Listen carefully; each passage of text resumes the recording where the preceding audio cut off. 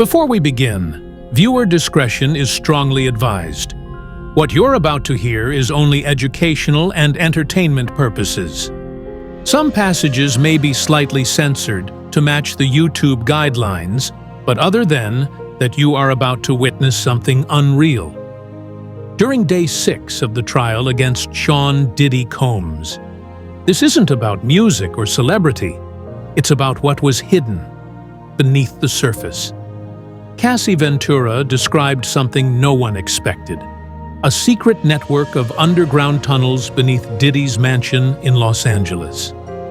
She spoke of masked women, surveillance cameras, chains, locked rooms, and chilling commands. The courtroom sat in stunned silence as she recalled fluorescent-lit corridors, coded keypads, and places that didn't feel like a home, but something more sinister. And yet, what she revealed may only be the beginning. Because behind the platinum plaques and luxury walls was something darker. A place built not for safety, but for control. Welcome to the part of Diddy's empire the world was never meant to see. Let's go inside the tunnels. The sixth day of the trial didn't begin like the others. Reporters arrived early, taking their seats with the kind of quiet urgency that only happens when everyone knows something major is coming. The gallery filled up faster than usual. Security was heavier. Even the jurors, who'd spent the past week listening to hours of difficult and disturbing testimony, seemed more alert. They weren't just waiting for another witness. They were waiting for her. Cassie Ventura was returning to the stand. She entered without a word. No eye contact, no dramatic entrance, no entourage. She walked in flanked only by security, sat down slowly, and faced the courtroom, expression unreadable. She looked tired, but composed, worn down, but not broken. The judge reminded everyone that there would be zero tolerance for outbursts, cameras, or any behavior that could disrupt the proceedings. The energy in the room was tense, like everyone was holding their breath. And then, without warning, the defense changed tactics. They didn't open with questions about music. They didn't ask about her relationship with Diddy or about the alleged abuse that had already made headlines. Instead, they asked about the house, his Los Angeles mansion, the layout, the landscaping, the security system. To most people in the room, it felt strangely specific, almost architectural. But then came the question that shifted everything. "Miss Ventura," the defense attorney said, pausing deliberately, "have you ever been beneath the property?" There was a beat of silence. Not confusion, not laughter, just stillness. The prosecution immediately objected. They called the question irrelevant, speculative. They asked the judge to strike it, but the judge allowed it. Cassie looked up and said one word that cracked open the case. Yes. That one syllable was enough. The tension in the room turned to dread. Everyone knew what they had just heard, because for months there had been whispers, Reddit threads, anonymous tips, even jokes in tabloids about secret rooms and underground passageways. But no one had ever confirmed it. Not until now. Cassie didn't volunteer the details at first. She waited, watching the courtroom. Then, when pressed, she began to speak.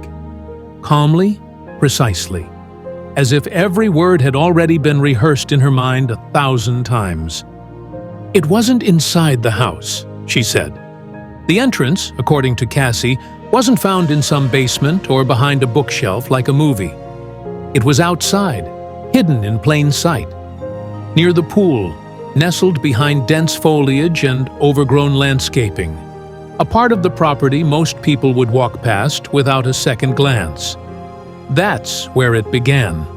That's where Diddy took her. She said it looked like a simple slope, just a hill built into the garden, designed to blend into the estate's luxury aesthetic. But underneath a patch of leafy camouflage was a metal hatch. It didn't lock from the outside. It locked from the inside. Diddy knew the code. Cassie recalled that he didn't explain where they were going. He just told her to follow.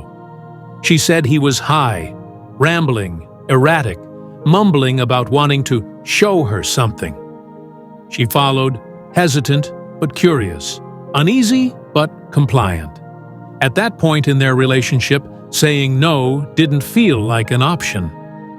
The hatch creaked open and revealed a narrow concrete staircase that descended into the earth.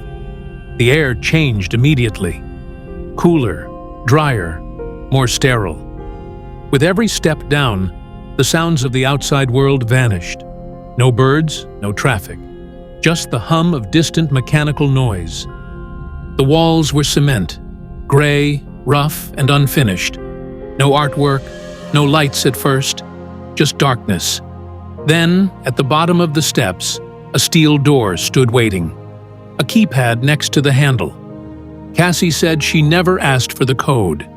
Diddy entered it without hesitation. What lay beyond that door would haunt her for years. It didn't feel like a house anymore, she told the courtroom. It felt like an institution, a facility, like something that wasn't meant for people to just stumble into. She hesitated for a moment before describing what came next, but the room already knew. They were about to hear something no one was ready for. Because this wasn't a panic room. It wasn't a studio. It wasn't some Hollywood eccentricity. It was the beginning of something much darker. When the steel door swung open, Cassie said the first thing that hit her wasn't what she saw.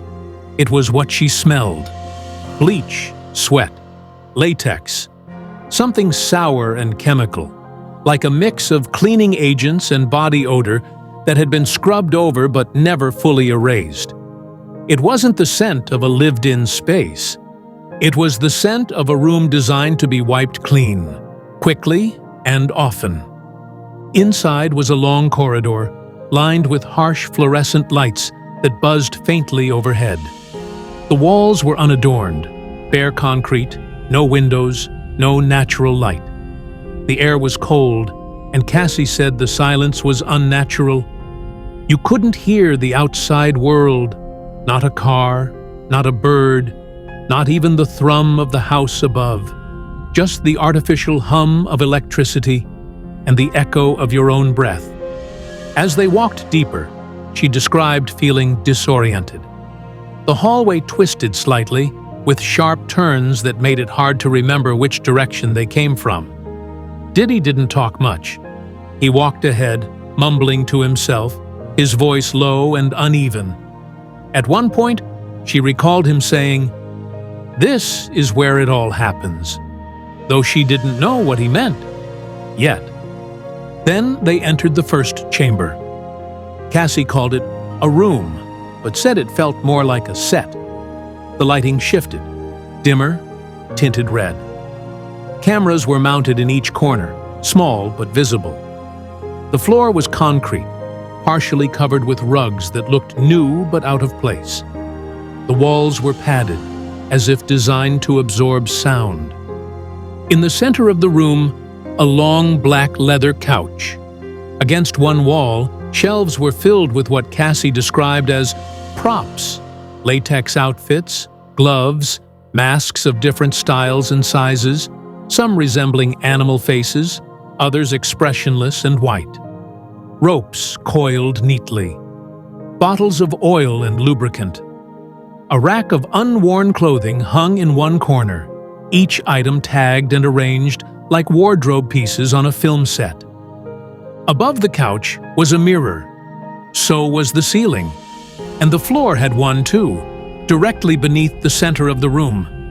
Cassie said the entire space felt manufactured, controlled. Nothing about it was accidental. It wasn't a playroom. It wasn't a fantasy. It was built for something, she said, but not for comfort. Then came the part that stunned the room. When asked if anyone else was there, she nodded. "Yes," she said. "Two women, one lying on the couch, the other near a camera on a tripod. Both wore wigs. Both wore masks. They didn't speak. They didn't move much." Diddy didn't introduce them. He just called them performers. Cassie didn't stay long. She said she made an excuse, told him she felt sick.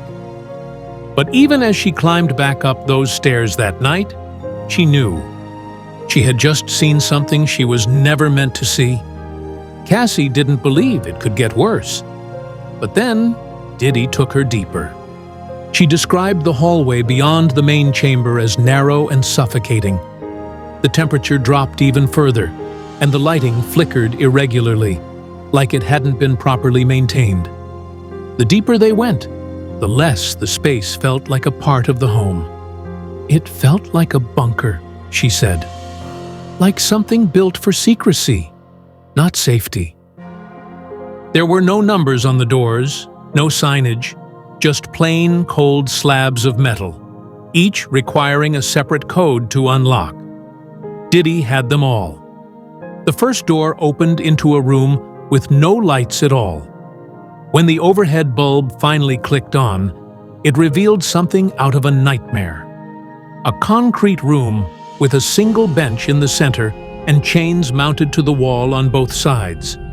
The chains were bolted in, heavy-duty, industrial grade. The kind used for restraint, not decoration. Cassie said she didn't step fully inside. She didn't have to. "You could feel the energy in that room," she told the court. "It wasn't a space people went willingly." The second room was brighter, but no less disturbing. There was a bed, clean, white sheets pulled tight across the mattress, but nothing about it felt inviting. Beside the bed was a digital panel, the kind you'd see on high-end smart home systems. Cassie didn't know what it controlled, and she didn't ask. Across from the bed was a full-length mirror, and next to it, a table stacked with black folders and what appeared to be wires bundled with zip ties. There was no art on the walls, no clothes in the closet, just that bed, that mirror, and that silence, she said. It was clinical, cold, like it was built for observation. The third room was the one that stayed with her the longest. It was nearly empty, just a single chair, bolted to the floor. A box beside it filled with coiled wires, rubber tubing, and a small handheld device she couldn't identify. No cameras that she could see. No windows, no sound, just that chair and the feeling that something unspeakable had happened there. Cassie didn't sit down. She stood in the doorway, staring. She didn't ask questions. She didn't want answers. She told him she wanted to leave. Diddy didn't argue. He didn't explain. He just laughed. He said, "You're not ready. It's too real for you," she recounted. Then he turned to open one final door, looked back at her, and said the words that made her blood run cold. "This is where I bring the ones I own." Cassie didn't step inside that last room, but she heard something. Muffled voices, distorted, as if playing through a speaker behind the wall. At first, she thought it was music. Then she realized it was people. "I didn't want to know who was in there," she said. "I just wanted to leave." She walked out that night shaking. She locked herself in the bedroom, and though she washed her clothes twice, she said they still smelled like that place. "I never forgot it," she whispered in court, "because you don't forget hell when you've been inside it." Cassie told the courtroom that what happened in the tunnels wasn't an isolated experience. It wasn't a one-time descent into some bizarre corner of celebrity excess. It was part of something planned, something structured, something rehearsed. The first time, she said, she tried to tell herself it was just an extreme episode, a one-off. But then it happened again. She was instructed, those were her words, instructed to wear a specific outfit. A full-body latex suit, tight, breathless, hot. Diddy gave her the outfit himself. No zippers, no way to get out of it alone. Just a single mask to cover her face, with slits for the eyes and mouth. She asked why. He told her, "You're a character tonight. You don't speak. You don't break role." Cassie said she felt her stomach drop. He wasn't joking. That night, she said she was led back down into the tunnels, into the chamber with the red lights and cameras. Only this time, she wasn't alone. There were others, 3, maybe 4, strangers in masks. One of them had a handheld camera. Another was adjusting lighting. Diddy stood in the center of the room, calm, focused, like a director on a film set. Cassie said she wasn't introduced to the others. No names were exchanged. No one acknowledged her beyond positioning her where he wanted. She didn't speak, not because she agreed to the rules, but because she didn't know what would happen if she didn't follow them. "I felt like a prop," she said, "not a person." The session, because that's what he called them, sessions, lasted hours. She couldn't say how long. Time moved strangely in that place. There were no windows, no clocks, only commands and motion and silence. At one point, she said, she was told to kneel, another time to freeze. The lights would flash, the camera would zoom. It was like being in a scene she didn't audition for, one she didn't want to be in. When it was over, she stumbled back up the stairs alone. Her legs shook. Her throat hurt from the heat of the suit. Her skin was red from the latex. She said she went to the bathroom and vomited. She sat in the shower for nearly an hour. Later, Diddy knocked on the door and handed her a drink. He smiled and said, "You did good. You're part of it now." That night, she couldn't sleep. She stared at the ceiling, her mind racing. Something had changed. "It was the first time," she told the court, "that I realized he was documenting everything." And that was when the fear became something else, something colder, because she no longer felt like a participant. She felt like evidence. By the time the term freakoff was introduced in the courtroom, most people had already heard whispers of it. It had floated around tabloids, surfaced in lawsuits, and been buried under NDAs. But when Cassie was asked to define it, under oath, it became chillingly real. A freakoff, she said, was a planned night. Not spontaneous, not accidental, planned.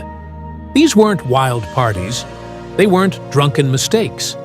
They were structured events, coordinated like business meetings. Diddy set the rules. He chose the location, sometimes a hotel suite, sometimes his Miami property, and other times the tunnel. He sent instructions via text. Messages entered into evidence read like scripts. Game starts at 10 p.m. No breaking character until 8 a.m. Wear the red wig. No speaking until spoken to. This time, I want control. No safe word. Cassie told the court these events happened twice a month, minimum, sometimes more. He would pick who was invited. Other women, men, strangers. Some were known to her. Some arrived masked, unannounced, escorted by assistants. All played roles. Some filmed, some watched, most obeyed. And drugs were always present. Cassie described being handed pills before the nights began. Sometimes MDMA, sometimes opioids. Occasionally, something she couldn't even name. "It made me slow," she said, compliant. She said she didn't always remember what happened. There were gaps, flashbacks. She recalled waking up on a hotel bathroom floor once, her head pounding, her body sore, the light from a camera still flickering in the background. She didn't know who was in the room with her. She didn't know how she got there. And yet, she showed up again. And again. Because not showing up wasn't just frowned upon, it was punished. Through silence, through rage, through control. He made me feel like if I didn't participate, she said, I would lose everything. My music, my freedom, even my identity. Cassie clarified that, yes, at times, she agreed to the nights, but she emphasized a painful truth. Agreeing while high isn't consent. And that was the line the courtroom couldn't look away from. Because this wasn't a series of wild parties. It was a ritual, a pattern, a system built on obedience and control, designed by someone who always made sure he held the camera. By the time Cassie began describing the videos, the courtroom had already fallen into a kind of stunned quiet, a silence so deep it seemed to hold its breath between her words. What she said next only tightened that grip. He recorded everything, she testified. Not occasionally, not for fun. It was deliberate, constant, premeditated. She said Diddy filmed during the sessions, sometimes with handheld cameras, sometimes with hidden ones she didn't notice until afterward. Other times, he used his phone. And then there were the mounted cameras, already discussed, already visible in the tunnel rooms. Their blinking red lights weren't just for security. They were for storage. She remembered one moment vividly. She had just woken up from what she believed was a drugged state, confused, aching, barely able to recall where she was or what had happened. That's when he showed her a clip, a video on his laptop. It was me, she said, pausing, and two men. She didn't remember it. Not the moment, not the people, not the act. She froze. She begged him to delete it. He didn't. Instead, he looked at her and said, "You're mine forever now."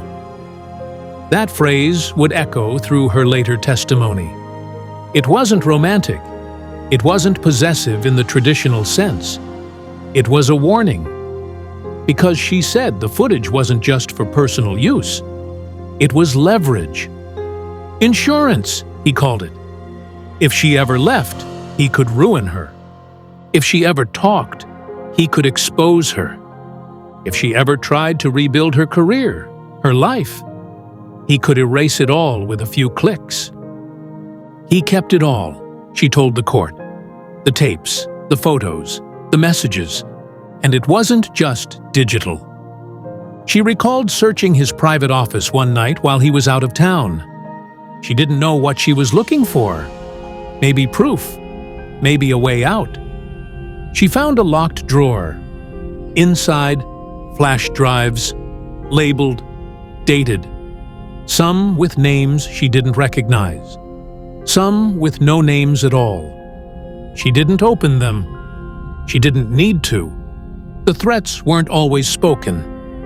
Sometimes they came in silence. A glare across the room, a hand on her neck, a reminder that she was being watched. He monitored her phone. If she left the house without checking in, she'd return to 30, 40, even 50 missed calls. He'd accuse her of betrayal. He'd call her ungrateful. Sometimes he'd go silent for days, cutting off access to drugs or comfort, just to remind her that survival depended on him. It wasn't just fear, she said. It was ownership. Because when someone holds the footage, they hold you. As Cassie's testimony continued, the courtroom shifted from stunned silence to something heavier, something more visceral. Because what came next wasn't hidden in tunnels or encrypted on drives. It wasn't metaphorical or shrouded in coded texts. It was bruises, it was blood, it was her body, broken. When the prosecution asked directly, "Did Mr. Combs ever physically assault you?" Cassie didn't hesitate. "Yes," she said, "many times. At first, it was subtle, a grabbed wrist, a shove during an argument, fury that flared and fizzled, always followed by an apology. He'd tell me it was stress," she explained, "that it wouldn't happen again, but it always did." Photos were entered into evidence, images Cassie had once saved only to delete later out of fear. One showed a deep gash above her right eyebrow, another a dark purple bruise along her lower back. She explained the gash came after a night she went to dinner alone. Diddy thought she was cheating. She wasn't. "I came home late. He was already drinking," she said. "I told him I was tired and just wanted to rest. I fell asleep on the couch. I woke up to him screaming, throwing things. I don't remember the hit. I just remember the pain afterward." She also described being kicked in the back. The reason?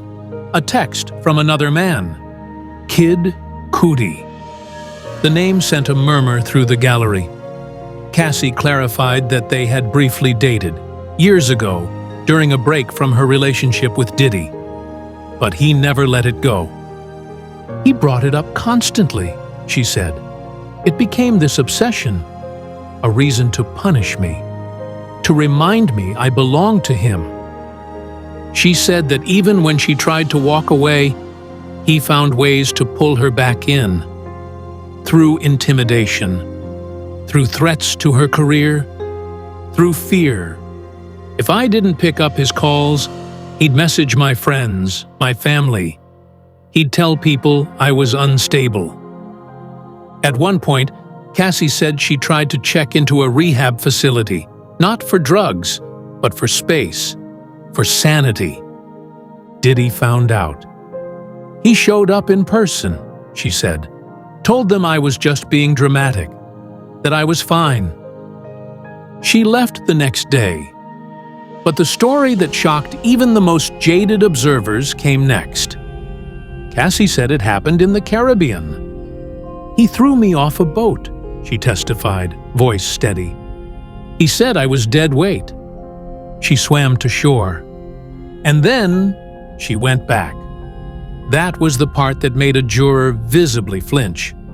Not just what happened, but the admission that followed.